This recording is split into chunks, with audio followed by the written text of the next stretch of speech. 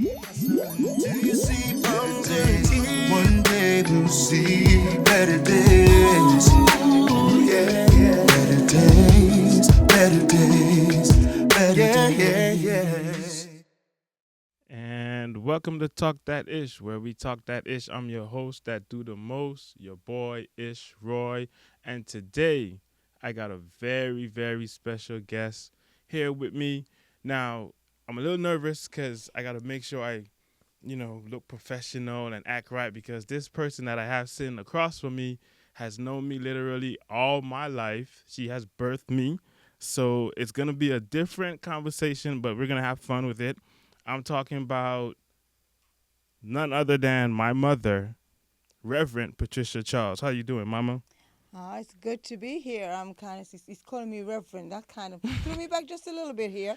Yeah, it's great to be with you on Talk That Ish. It's a privilege to be here. He finally got me to be on it, so I'm glad to be here. It's a long time coming. People have been telling me, when are you going to get your mom on? When are you going to get your mom on? Because Dad, we did his own a couple months ago, or about a year ago or so. But finally, we made it happen. Right. You wanted to do it over Zoom, but I wanted to do it in person. So let's get into it. Okay. Tell us, we know a little bit about you, but where exactly in the UK are you from?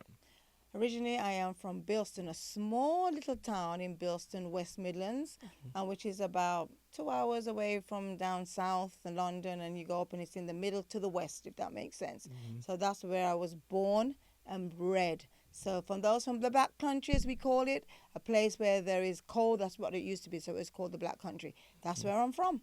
Okay, so how was it growing up there? What was there to get into, like things to do, and like what was the home life with Grandpa and Nanny?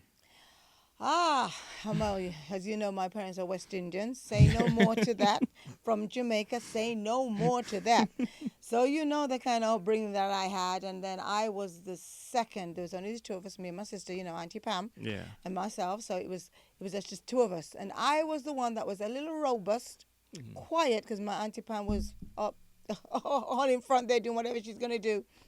And I was a little bit more quiet one and always had a lot to say. Yeah. And let me tell you this, Ishroy, I never fought in my life. My mouth was my weapon. Yeah. I just opened up my mouth and they would be afraid of me. But if they had ever asked me to fight, I know I was going to be in trouble, But that's how it was. And growing up in the Midlands, it was so different. You hear from Jamaica or the Caribbean, you hear how they grew up fetching water. I didn't have to do that. Right. It was not that things was easy because we still had to, my dad in the morning had to still go and stroke the fire and get the coal and do those things. And we used to have to boil the water because we never used to have our water running through the house, at the beginning. So it was different. But you know what? I think I really enjoyed it. Now I look back, I'm like, wow, those were the times. And going to school, there were so many things that were so different than today. There were so many things that you didn't appreciate it. You just didn't appreciate what you had. So England was different. But looking back now, I think I really enjoyed it. I'll miss it, should I say. And what is something that you could tell me about Grandpa? Because as you know, I'm the only grandchild that Grandpa didn't meet. Right. He passed when like a few months before I was born. So what was it like? What is something you can tell me about him? Just whether it's growing up or like, as far as you can remember, like what is something that you can remember, a fond memory that you can remember about him? I used to hear from his brothers and sisters that he loved his food. He loved his belly. Note Ishroy, can I say that? He loved his belly. He loved his food. I used to hear that as soon as he used to come from school, before he even reached down into where he lived. He'd take off his gun and he's like, Mommy, I'm home. That means get my food on the table. I'm here. But one thing I found about my dad, very quiet man. Yeah. He could play the mouth organ. He could kind of play the piano with one hand kind of thing. He thought he was good, but he wasn't really that good. But he could play. He was musically minded to a certain extent. But he was very quiet but stern in those things. If he didn't like something, he'd say, I don't like it. I don't like him. I remember bringing, your father's probably hearing this, but anyhow, I remember bringing one of my previous boyfriends. My father said, I don't like him. One time out, right out. I don't like him. But when he met your father, he liked him. I don't know what your dad did to him. I don't know the actor. Go ahead. Yeah, I don't know what he did to him, but anyhow, he liked him. But one thing your father never did was hit us. One time he did try and hit me and my sister. We were in the bed. I don't know what we did. And he was trying to, and we were just laughing so much because it was just so funny. And he just started to laugh and just gave up because we were just laughing. It was just so, we were rolling on the bed underneath the duvet and the comforters and laughing ourselves off silly. And he just started to laugh and just left us alone. But he was a man that's on time. That's one thing. You could guarantee my dad was so early. The way he worked at the place that he worked, they ended up just giving him the key and say, open up the place because he got there so early. Yeah. Always on time. And I am exactly the same. I like to be on time. You know that, right? Yeah. We'd be traveling. Our flight would be 7, and you'd be like, no, we have to be at the airport for 5, or we have to be at the airport for 4:30. And it's like, why we have to sit at the airport for 3 hours? Hey, listen, for a it's flight? better to be there and not to be there, and they trying to get there. So, yeah, Man, he was that kind of a person, kind, gentle. I won't say a gentle giant because he was kind of big built, and I look just like him. You do too, actually. But that's exactly how he was. Just a quiet man, didn't say much, but when he did speak, he spoke. But the thing was, I remember him being in church and playing that mouth organ, and boy, did he think he was good. He thought he was so good. So but yeah, he used to play like I said, the piano. One hand was playing whatever song it was, in their hand was playing whatever the fingers touched, but they made it all that. I remember sitting there, and the thing was, Ishroy, before I go on, I used to love it so much. I loved music, as you know, I played the piano and so forth. So I'd be fascinated with him playing this piano and thinking, he's good. And as I got older, I realized he wasn't that good. He wasn't good at all. But, yeah, that's what he was like. So, okay, I mean, some of us, we know the story on how Daddy met you. Right. Where his version. Well, his version, yeah. Right. So I want to get your version, right? Like, what do you remember? Like, do you remember when, because what we know is Daddy was about to go preach. You were playing the organ. He sat next to Nanny. Right. And he turned to Nanny and said, who's that lady on the keyboard? She's going to be my wife. Right. And Nanny turned and said, that's my daughter. Right. So do you remember the conversation Nanny had with you after I guess after Daddy preached or whatever? Like, do you remember what she came and said? Like, did she come and say, hey, you need to marry that man? Or no, did she say, stay away from that man? Like, what? No. What was the conversation like? Actually, I wasn't at church that night. When he actually said that to her, I went, because I was working, I was a nurse, midwife. Right. Still am, always will be. And I was at home. So I wasn't at church that night. And she came and said, oh, you're moving to St. Vincent. I'm like, what? No, I'm not. She said, yeah. Wait, so she just came to you and said, you're moving to St. Vincent? Yeah, she said, you're going to be living in St. Vincent. I'm like, what? No, I'm not. And then that's when she told me the story of him saying that he liked me and whatever it was, and that God said he's going to. And I was like, because the first time I heard your father talk, I was like, that ain't going to work, because that accent right there, I am English. Do you understand? And when he used to speak to me, I was like, what did he just say? Just make no sense. I was like, I can't do this. This is crazy. His accent was just horrible. Hey, I didn't say that now. Horrible. You said that. Hey, you St. Vincentians accent, y'all are horrible. I said it. So when he started to speak to him, I was like, I don't think I can do this. And his version of, it was the fact that she said, and I was like, no. And then she said, yes, he wanted to marry. And then I think she ended up asking him to come for lunch or dinner, whatever it was, and he was doing all these things. But the thing was, he actually saw me on the Saturday because our leader of the choir at that time was getting married. And so he came to the wedding, and I was, at that time, the choir would serve, as the young people would serve at weddings and so forth. But he wasn't even actually in my role what I was serving, because we were serving the tables. And I didn't see him. It was the Sunday. And the Sunday, when he actually did preach, you came in a cream suit, a pink frilly shirt, oh my God, and a bow tie. And listen, we laughed the place down. We were like, this is England, where we wear greys and blacks and blues. Listen, we laughed until we couldn't laugh. And I was like, this man is crazy. And I was going to work that afternoon.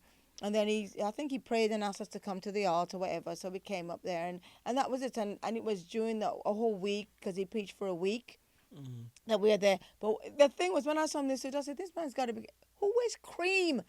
Black people don't wear cream. You don't wear, oh my gosh. With a frilly pink shirt. Oh my God. It was like, when all of us saw him, we just laughed the place. And he thought he was dressed, He thought he was cool. Oh my goodness gracious me. Man, he thought you he know, was the English man. people, we're conservative. We like the, And so when I saw that, I was like, you got to be crazy. So And then, so what made you decide to go out with him? Like, what was like, uh, you know what? I'm gonna just go out with you. I didn't even actually go. After that, he he came for the week to the house and what have you. I don't think your grandpa was there then. I think he was in the States at that time. It was after he came back and met him, I think. And I think he either invited himself for lunch or your grandmother Just was one of showed the two. Probably one. I think he probably invited himself for lunch. After he said, and my mom said, I'm like, I am not. And she said, well, that's what he says. I'm like, no, I am not going to St. Vincent. That is not going to happen. So his plan was to take you back to St. Vincent. I don't like, think. I think my mother's thinking was that what it was Oh, going okay, to be, that's what she right? thought it Yeah, was. that's what she Right. thought, you know. And then he came to the house and he met us and ate and cracked all these crazy, stupid jokes, as I would say right now. Because I'm like, what's straight pea? like a That's- ruler yeah, and stuff like that. Yeah. you know. And was asking things like, what's peas and what's chicken? And my mother was like, you don't know what peas is? You don't know what chicken? And then I was like, You trying to really? be funny. Yeah, trying to be funny. And I think we had church that evening, so he's Right. coming up and he stayed and was going back to church with us that evening. And, you know, he'll say he went to my bedroom. He didn't go to my bedroom to get changed. He went to my mother's bedroom to get changed. And to get ready for church that evening, because I think he left from there and went to church. Yeah, and he keeps saying, oh, you see, your father likes to drop in and elaborate with Yeah. elastic band, things that Right, are not right. true.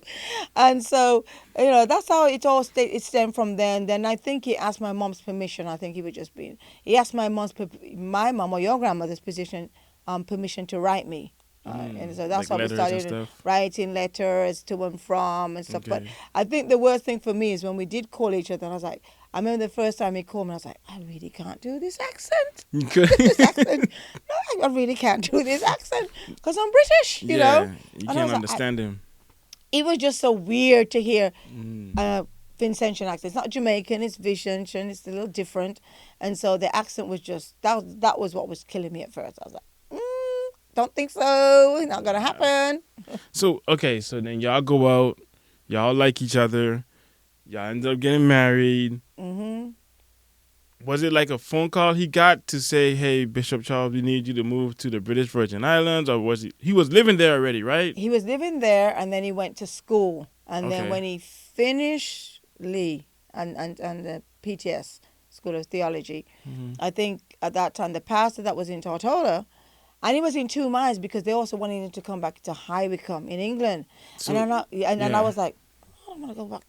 I think I wanted to get out of England as well. Oh, so you wanted to leave England? Yeah, because I was living on. I was like, Because it sounded like that he would go to England, no yes, problem. yes, he wanted to go to England to High Wycombe at first, and I was like, Right. no, I think I want to go to some place. Thinking that the British Virgin Islands would be like Britain. I think that was my concept. British Virgin Islands, yeah. Britain. You know, that's just like England. You know, I didn't even know that it existed, to be honest. And so, I think that was I don't know my. how to feel about that. well, I did. There's a small dot on the. You know, you have to On the look war for it. map. Yeah, that's true though. Right. And so I think it was like they asked him, and he was in a toss-up actually of whether to go to High Wycombe, the church he went and preached like a crusade for 3 weeks or something. They wanted him to actually come back there.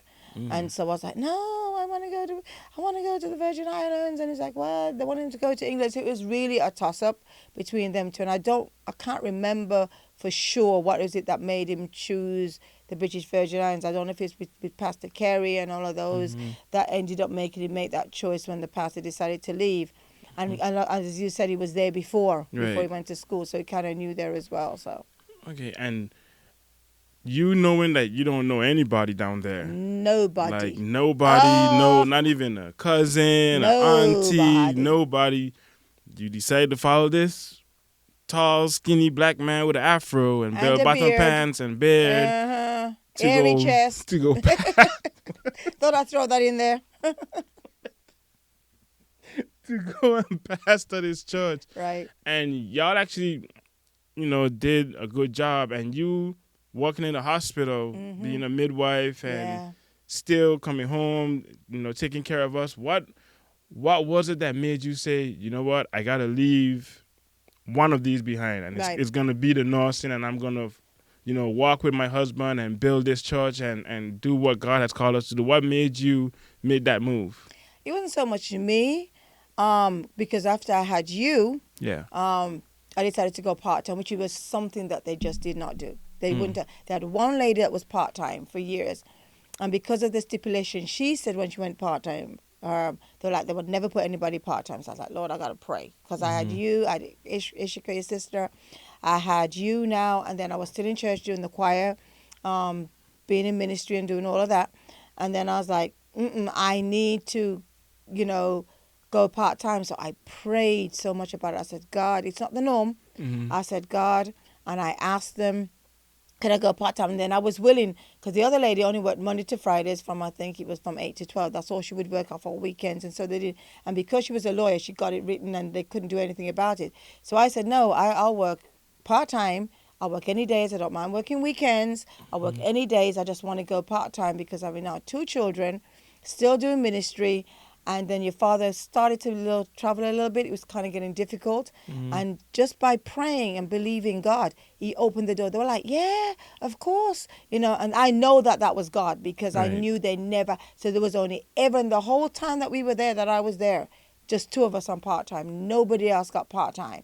And so I knew it was God. And then I was working on my days off or in between. I'd work at the church.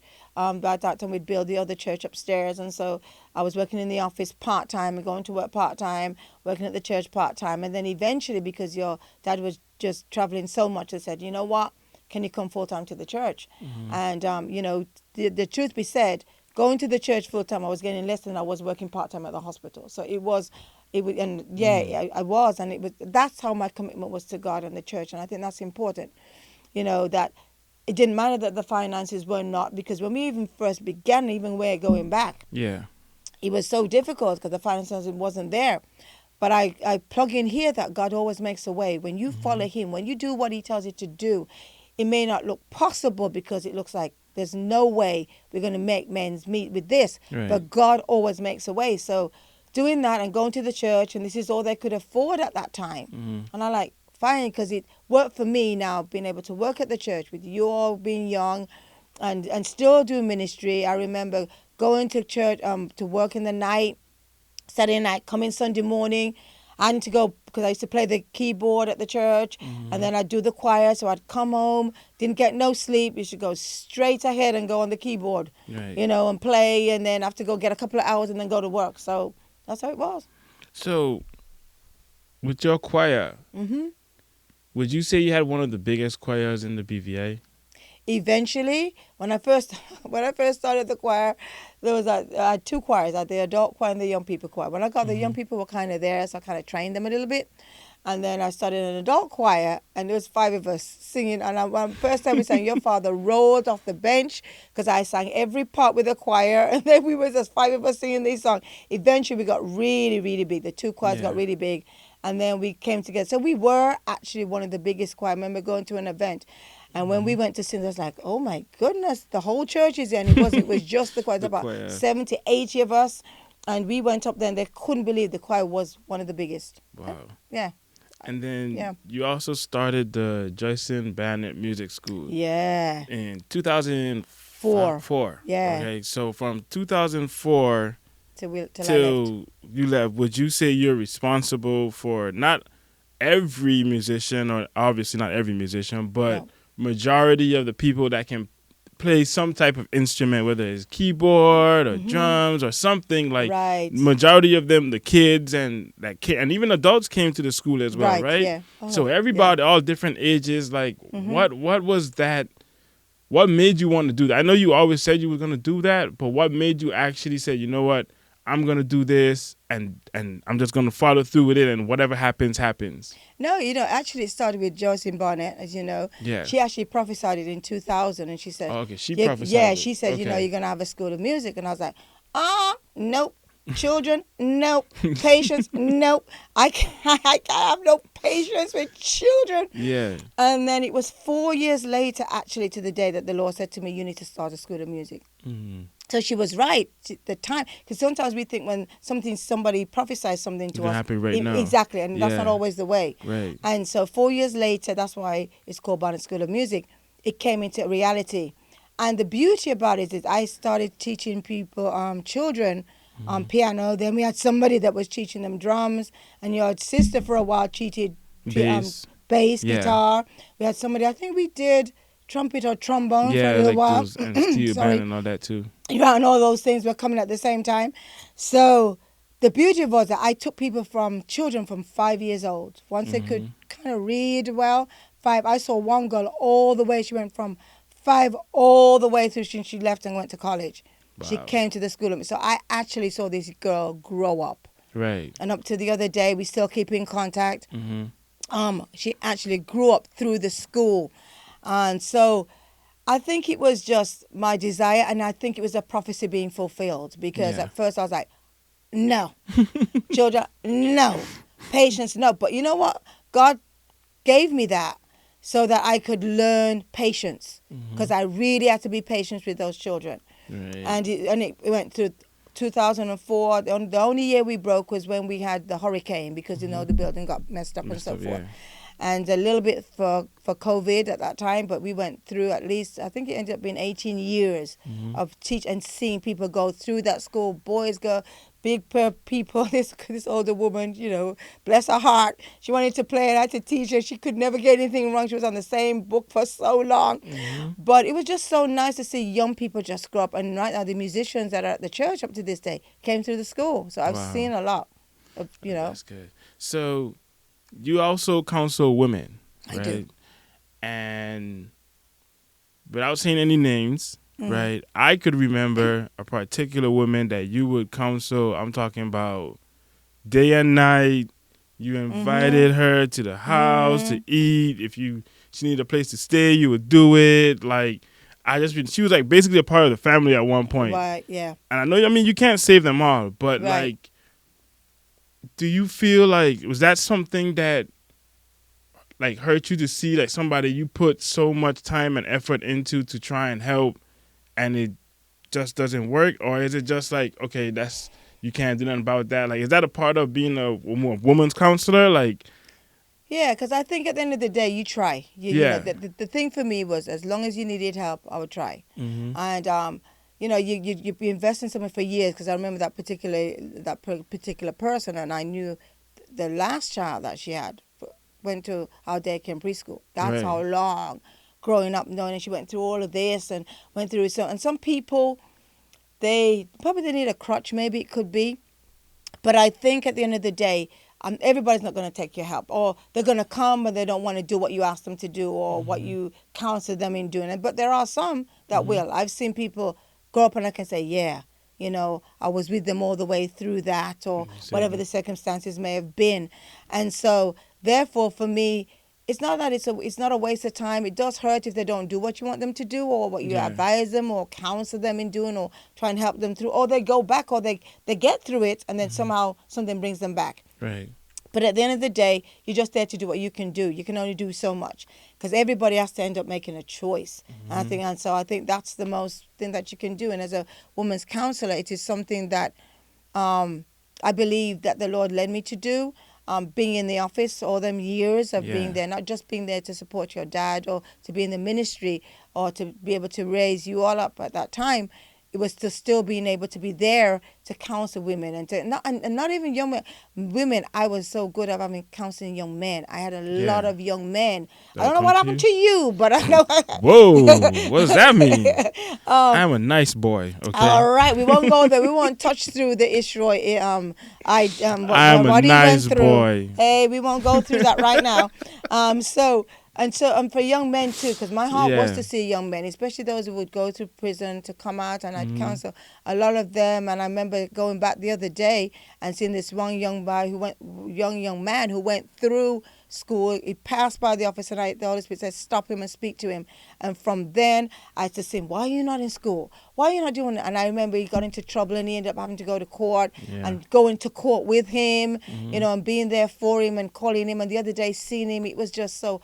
He's grown up, obviously matured, not doing that anymore, having a job, he has a child. And it was just so good to see some of the things when you look back at what they end up to be. Right. You know, so, yeah. Okay, so now I lived with you and Daddy, right? So I seen both of you, because first I want to say, what made you want to start to preach? Because I don't think you always wanted to preach, right? Was it always in your heart to be a preacher? And you know, Daddy always wanted to be a Yeah. preacher, Oh, yeah. right? But for you, I don't think it was, right? So before I ask the question, I want to ask, what made you want to step into that line of, like, you know what, preaching? Or was it just like a calling, or was it God saying, hey, you need to go do this? Like, what was it? Actually, I preached my first sermon at 16, 15, 16. Oh, okay. Right. I was asked to speak at a conference or something at the local church. Um, I and then after that, I went really into music. I think I got more into the preaching as I came into the church. Yeah. And when we got the church, and I'd speak. So what I think it's something that God thrust me into, for want of a better word. I believe it was a calling that I had, but I used to focus most on the music because I was so musically minded and loved to do music, and so I really gave into that. But then I just speak now and then. If your dad wasn't there or something like that, I would do it, Right. and then it got more and more. And as he got into different positions and stuff, I was asked then to speak. So I think it was a calling of God on my life. Was it something that I initially wanted to do? Right. Because my love was music. I mean, give me a choir down right, I'll do that. The productions we used to do. Yeah. And stuff like that, and write all these songs that the Lord would give, that we used to sing continuous as a choir. So all those things was my heart at first. Preaching was something that was there in me, but now it's come out even more so than it did through those years, of doing things. And I remember writing songs as your father used to have our conferences, the Pastors Workers Conference, and give a theme, and the Lord would give me a song, and I'd write that song, and the choir used to sing it and stuff like that. Yeah. So, because I'm not going to lie, watching both of y'all, Daddy would get up, he would, go through his walks and prayers. Right. And then he would stay up all night, literally, and pray and read the Bible and prepare. But then he would come to church on Sunday and laugh with everybody and talk to everybody and joke around and be on the stage clapping. But with you, it's like the night before, nobody talk to me. Don't come in my room. Don't disturb me. I don't care. Whatever you need, unless it's an emergency, don't bother me.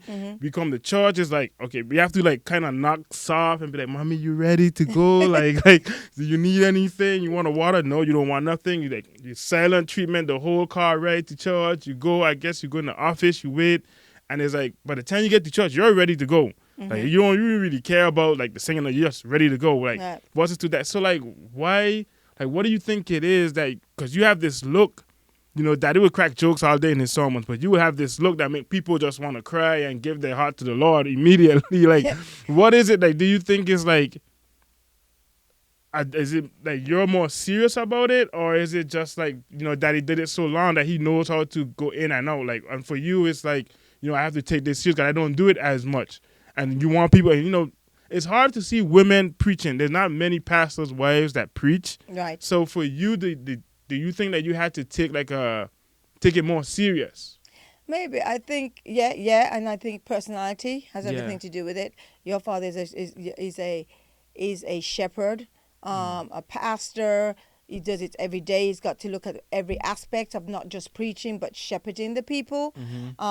Being, I won't say a friend, but in that kind of atmosphere, being that kind of person. So, and your father is just a jokey person, no matter what. He tries to be a comedian. Oh well, I won't go there. You said that, and he can just do that. He can be serious. And for me, I've always been a serious person with growing up, because all through my growing up years, people look at me like, "You're so serious." Yeah, because you have this look. You be like, yeah, I don't even know where that come from, to be honest. And crazy. so.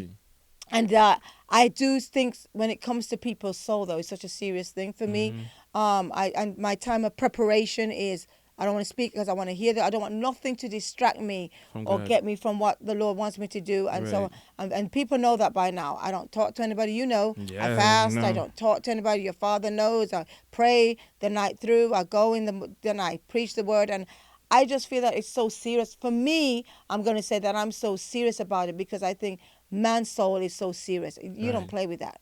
That's the thing about the Bible said, that just doesn't die. So when I go to preach the word, I want to make sure you hear what the Lord has to say. And there's nothing wrong with people that put in jokes, and that's them. And that's the way that God uses them. This is the way that I feel that God uses me, to be serious. And I take off my glasses and I do my eyes, and that people think, oh my goodness, she's staring into my soul. You know, and I don't think I don't see that, but that's just the way I just Man. go when the Holy Spirit and the anointing, it does make the difference.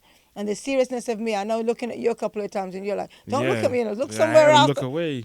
Especially know? like when you come off the stage, you're like, Right. okay, I got to go to the bathroom because I know you come in on this side, man. But Yeah, so I think that's what it was with that. I'm just so serious. I just feel that I'm so serious when it comes to preaching, because I feel you're not messing with, but people's souls are at risk. stake. Yeah. So, yeah. So, recently you've been giving me competition with my podcast. Oh wow. Because you started your own little talk show thing. So, what inspired you to start Heart to Heart? I don't know. I think it was something to do something different, and then out of all of these themes each month of our Women's Caribbean website, by the way, and the Lord gave us that since now we're over the entire Caribbean. I wanted to do something different. Our website was there. What can you do instead of using the same usual things? I thought, what about doing a heart to heart sessions, or what do you call it, episodes, shows. right? And it's different, a show. And what we do is each month I take a topic and I find various people to talk. For this month, actually, I took your father and the 3 leading Caribbean men in the North, South, and Hispanic region. We talked about fathers being fathers. I've done domestic violence. I've done young people entrepreneurs who've shown up what they have done, how they've used in their entrepreneurship and their businesses to spread the gospel. It's amazing. And so it just started from there. I didn't even know. I think now I realize that's where you get it from. Probably. Yes, yeah. probably. I didn't even realize that I would be able to do it. Yeah. And here I am doing these heart to heart, episodes, and talking to different people and couples and single people, and from all over the world are coming on in these episodes, and just seeing that. And I think it was just doing something different. And then you came up with a concept, of the way that we do things, and of course your sister doing the music, and so it works from there. Okay, I want to go back. I forgot to ask you, how many albums do you have with the choir? 3. We actually did three albums. And how many was it tours? Like you guys used to tour the Caribbean and USA, America. Yeah, how many tours did you guys do? Oh wow, we did about, I think maybe about 4. Going through the Caribbean. We've done the US and the Bahamas. We did New York, California. Like I said, the Caribbean. Yeah, I think that's what we did. Those are the tours that we went on with the choir, and went all over the place and sang and different things like that. Yeah, God was amazing in those days. Amazing. So what was the hardest song that you found, to you, that you had to write? That you think that you get it, but you just couldn't get it? I don't know if any of them were really hard per se, but my favorite song let's do your favorite song. Yeah, Job 8:17, though your beginning is small, great will be your end. And that was the album that really went far for that song, though your beginning be small, great is going to be your end. And wait on the Lord, be of good courage, your strength. And that's from Psalms 27. That was the one album that we did in New Life Baptist Church then, and it was awesome. But for me, that song, Wait on the Lord, and Though Your Beginning Be Small, even now, if we sit down and sing that today, it's just such a blessing. Because even though it seems small, you don't know what your end's going to be once God puts in there. So I think that's the one song that I love. I won't say anything difficult, but that was the song that really. And you recently opened up a women's shelter. Is it... In Guyana, Guyana? Guyana, they just opened up one. They haven't done it yet. I am a part of it. Yes, I am, because I'm really into domestic violence. Seeing it go through my family, and I really am an advocate for that, against domestic violence. And it's not just women. It's children, it's men, it's your grandparents, older persons, elderly. No matter who it is. Yeah, that go through abuse. So I really am a stickler for that, because I feel it's wrong. And so I go through the Caribbean and talk about that, opening homes. We tried that in Tortola, it didn't come through. But the one in Guyana is just opening up now, and they're pairing up with their government there. And so, Eden, a place of new beginnings, where women and men can start a new life no matter what they've been through. the abuse that they've gone through, that there is a hope for them. So I'm into that, and I also have a passion. I just don't like to see homeless people. I have a Right. passionate for, I know that. and I've done that to feed people, took them off the street, and showered them and clothed them, because I just don't like to see it. And if I could Right. just, I'm in a big place where I could put them all in, because everybody that on the street didn't want be on to the be street, there. right. You know, circumstances have caused them to be there. So, you know, anytime I go, I just be giving out money, and your father's like, how much money you gonna give away? And I'm like, as much as I can, you know, Right, because just to I help just 'em. want, I just don't like to see it, you know. So you take me down to LA, and I'll be like, ah. It's a- Yeah. Oh yeah, we will be there all day. Mhm. So you have all these years Right. in Tortola. You have the choir, the music school, you know, the people that you counsel, and then you guys move. Right. What was was there anything hard about the move? About leaving everything behind? Not, I mean, you guys technically didn't leave it behind because you guys Yeah. are over the Caribbean, so Right. you still do get, you know, some type of say over there. But just leaving, saying, okay, you know, we're going, that's it. What was that moment like? Or was it difficult, easy, hard? We were trying to move a long time, but your father was trying to move a long time. And I think timing is the important. You can do the right thing at the wrong time, right? Ooh, I And like that's what that. people have to realize. People can do the right thing, but it's just the wrong time. And so what you expect would happen doesn't happen because it's just the wrong time. And so for all that time, for me, when when the Lord said or confirmed in our hearts that we had to do it, leaving wasn't hard per se, because I believe it was something that God had already put into motion, put things in place for us. For me, leaving the choir, Yeah. I think that was the hardest thing to me, because I've seen that choir go from nothing to 5, 10 to whatever it way was big, today, yeah. and having that music, the musicians, the singers, and those musicians that I grew up with. I gotta say, I used Your to play with school, all some, that, yeah. and and all of that, and you've grown up with them, and seen them mature and blossom and stuff like that. So, to me, the hardest thing to leave was the choir. The island, yes, because it's a quiet island. It's a beautiful island. It's a quiet island. It's all right. Sorry. It's all right. Okay, I'm not. Yeah. it's all right. So, Just- yeah. So, leaving there, yeah, got expensive and so forth, whatever. But I think for me, leaving the church, it's just different. Caribbean worship, Caribbean church. Yeah, it it's ain't no different than 1 hour America, service. yeah. It's a 2-3 hour service. Start at We- 9, leaving at 2. Oh yeah, Yep. that can happen, and that's the Especially truth. with Ishmael Charles. No, I didn't say that. No, I didn't say that. So, yeah, the worship is so much freer. People Yeah. more willing to. They don't care, because in the Caribbean especially, church is your life. So they'll go to church for 2 or 3 hours and feel no way, and sing and clap and rejoice in the Lord and so forth like that. So that's a little different. But I really feel this is a new chapter in our lives. I believe that we've been so busy since we have left. I mean, we've been traveling for the last 3 months continuously. So I think that God has just put in a new chapter of our lives to do things. The thing that I believe the Lord is going to do for me is do what I really want to do, advocate for Yeah. justice. I don't like injustice, and I think somehow that's going to happen. When and how, it's going to be up to God, but I really feel in my heart that's what He's going to try for me to do, push me forward into doing. And I think sometimes you have to leave your comfort zone, which was Tortola for 34, 35 years, and you think time. at this stage, can you do anything? Yes, you're always going to be relevant Yeah. for something. Your purpose doesn't stop as you get older. Your purpose increases and does more, because you mature, so your purpose becomes greater and bigger. And I think that's what God is doing for us now. And so leaving was a little difficult, because now I left, your aunt there, and So, Auntie Skeeter. yeah, Auntie Skeeter, and all of those, and Timika and Brandon and so forth. But still, I believe that God has just thrust us into something else, and you just got to be willing to do it. I mean, you could stay there, and I can say you can stay there, but if you are not where God wants you to be, you're not going to be you won't be effective anymore. You just be there, just being there, Yeah. thinking you are, just living on the past things that you have done, and not going into what God has you to do. So you have to, if God says get up and move, you've got to move, because if you stay there, you're not going to be effective anymore. So it doesn't make any sense staying there. Right. And you've got to be at the right place at the right time too, to make sure you reach the right people at that time. And so I think that's what made us go. It's different. America is different, but we used to come back and forth, as you All know. the time, yeah. You've been born there, so.